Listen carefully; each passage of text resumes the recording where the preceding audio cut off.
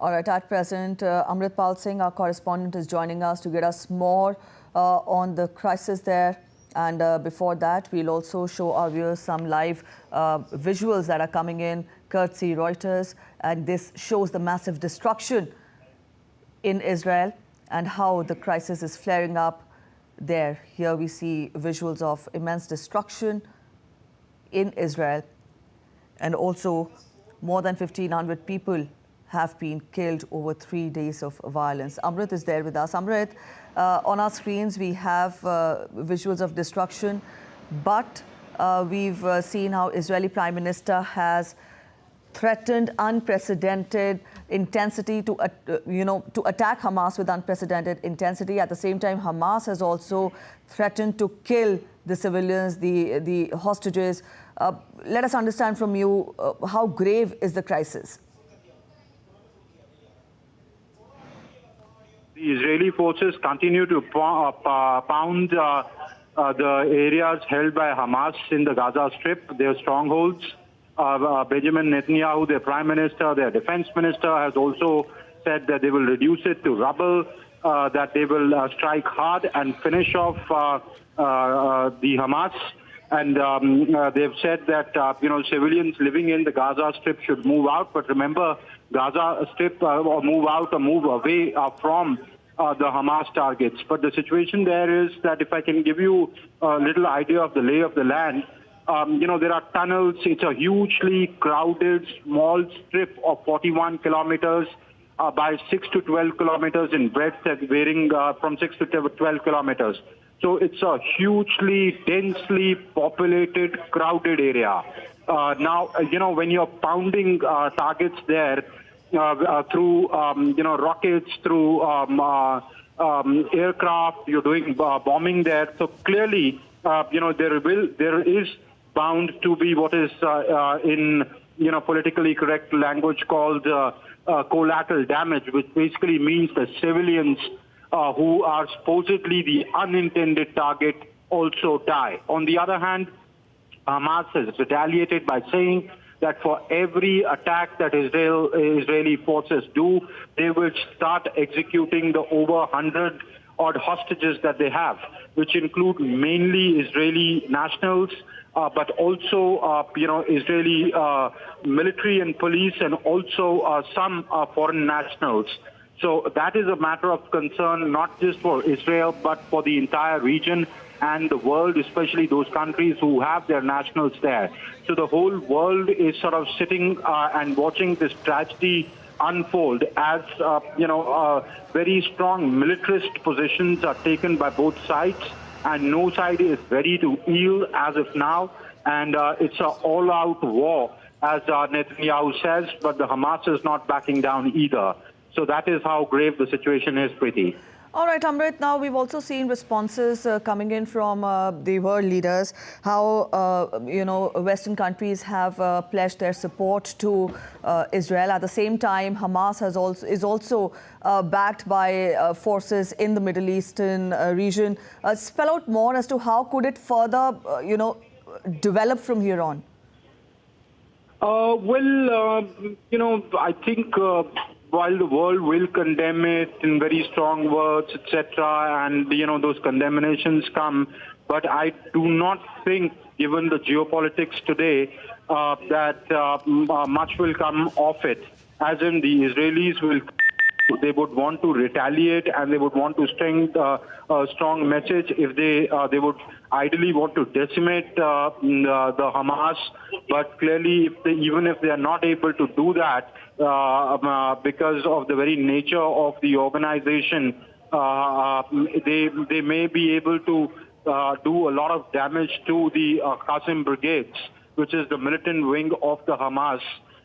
So that is how I expect it to play out, that there would be a lot of destruction in the Gaza Strip. One doesn't want to, say that, but one could also see execution of, it is a possibility that execution of hostages may take place, etc., especially of Israeli nationals. You could see a lot of gory images to come in the days to come. So this is going to play out in a very, very tragic manner. At least that's how it seems at the moment, Preeti. All right, Amrit, any word of caution for any Indians there in Israel? Stranded? The Indians, right now, there are no reports of any hostages or Indians being taken hostage or any Indians being killed.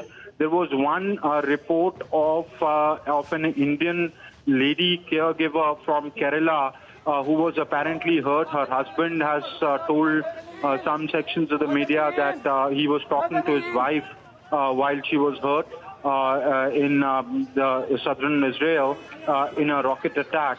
But she's said to be out of danger, and she's received some minor injuries on her body. But apart from that, there are no reports as of now of any Indians being injured, because Indians mostly either live in Tel Aviv or in Jerusalem, where the impact of the rocket fire has been relatively less. The scene of fighting really is in and around the Gaza Strip, where very, very few Indians live. Hardly any Indians live there. Majority of them are either students or people who are there on business or working in the IT sector. They are concentrated mostly in Tel Aviv and some in Jerusalem. Yes. All right, Amrit, we've also seen protests across different countries with regard to this conflict. But for the benefit of our viewers, let us understand more from you about the crisis there. What is at stake? Because on one hand, we have Benjamin Netanyahu vowing a siege on Gaza. On the other hand, we have an unrelenting Hamas. So, let us understand from you. You've talked of how it will play out, but this is not for the first time that these two sides are up against each other. How do we expect this to, further again play out in the few days? You're right in that sense that it is not the first time that we've seen this, but we haven't seen this in 55 years. I mean, this is the worst kind of escalation one has seen after that Six-Day War of 1967. Yes. So it's almost half a century since one saw it erupt to the level it has now. Yes, there have been, intermittent fighting between the Hamas and the Israeli Defense Forces, but not this escalation to this scale. This is a very high level of escalation. And as I said, no side seems to be yielding as of now, and the situation remains grim.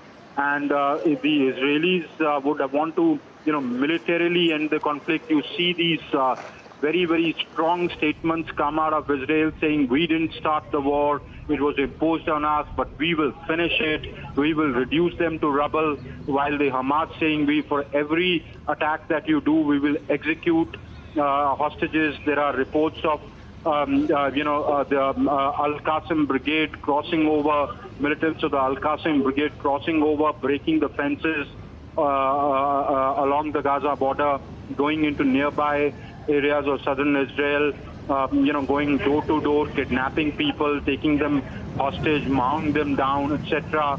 So it is a very, very grim scenario that looks like to unfold, is likely to unfold in the coming days.